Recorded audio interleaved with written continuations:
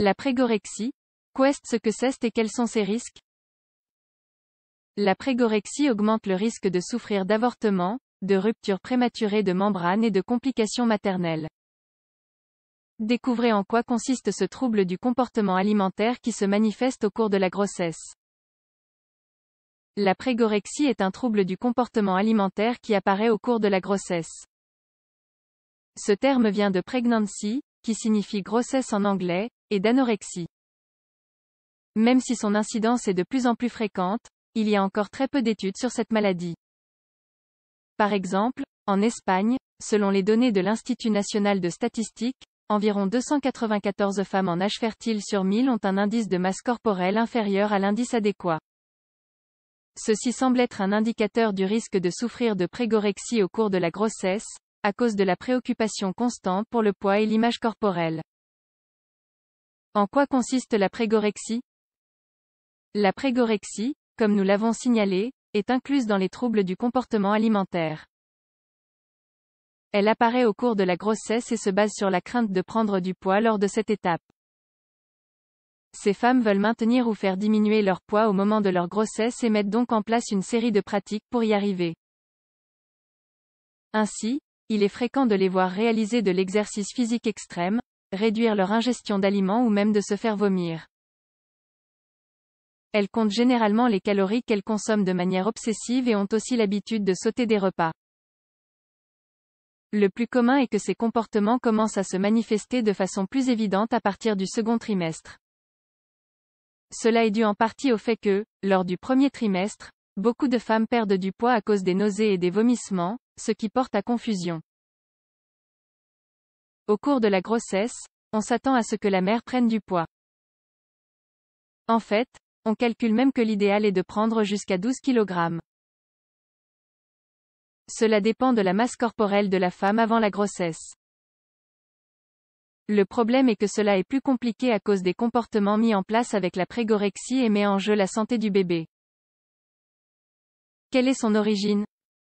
La prégorexie apparaît généralement chez les femmes avec des antécédents d'anorexie. Cependant, elle est aussi plus fréquente chez celles qui ont souffert d'un autre type de trouble de l'alimentation comme la boulimie. Cette pathologie peut aussi apparaître sans le moindre antécédent. Une étude de l'université de Rennes a démontré qu'il existait d'autres facteurs fréquemment associés à la prégorexie. En voici quelques-uns. Avoir une faible estime de soi ou des problèmes d'insécurité. En fait, l'anxiété et la dépression sont aussi liés à la prégorexie. Que la grossesse n'ait pas été désirée ou que l'on ait des doutes sur la maternité. Une mauvaise relation avec le conjoint ou ne pas compter sur le soutien du géniteur. Néanmoins, le point d'origine le plus clair réside dans les canons sociaux de la beauté. Les réseaux sociaux, les revues, les publicités encouragent les gens à avoir une idée erronée du physique parfait. Beaucoup de personnes pensent que la beauté réside dans un corps mince. C'est pour cela qu'il est de plus en plus habituel de voir des personnes obsédées par leur poids et par la minceur. À tel point que beaucoup de femmes essaient d'atteindre ce modèle esthétique au cours de leur grossesse. Risque de la prégorexie. Le développement du bébé dépend de l'état de santé et de nutrition de la mère. Quand l'alimentation et le poids sont insuffisants, on met non seulement en jeu la vie de la femme mais aussi celle du fœtus. Les conséquences peuvent être très négatives. La prégorexie provoque de l'anémie, est liée à l'endométriose et aux infections respiratoires chez la femme. Elle augmente aussi le risque de souffrir de dépression postpartum si la grossesse arrive à terme. En ce qui concerne la grossesse elle-même, ce trouble peut mener à un avortement spontané et à un plus grand risque de rupture prématurée de membrane. Le bébé est le plus affecté car il a plus de risques de souffrir d'hypoglycémie, d'infection ou même de mourir. Selon une étude publiée en 2014, certaines mères atteintes de prégorexie ont dû abandonner l'allaitement maternel parce qu'elles n'en avaient pas assez à cause du déficit nutritionnel. Comment peut-on résoudre ce problème? Pour soigner ce trouble, le principal est de le détecter rapidement. Lors de n'importe quelle grossesse, on doit surveiller la mère de façon étroite, et encore plus si on identifie un facteur de risque.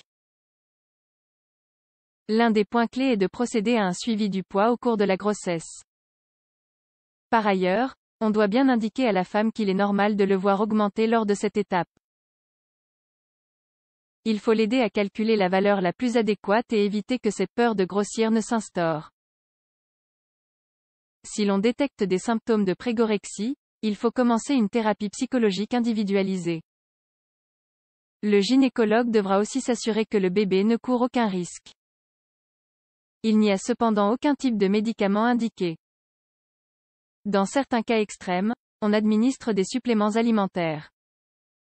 Le soutien psychologique est nécessaire. La prégorexie est un trouble alimentaire qui apparaît au moment de la grossesse. La mère a très peur de grossir, ce qui la pousse à développer des comportements qui nuisent au développement du bébé. Il est important de la traiter le plus tôt possible et d'offrir des thérapies psychologiques individualisées à ces femmes.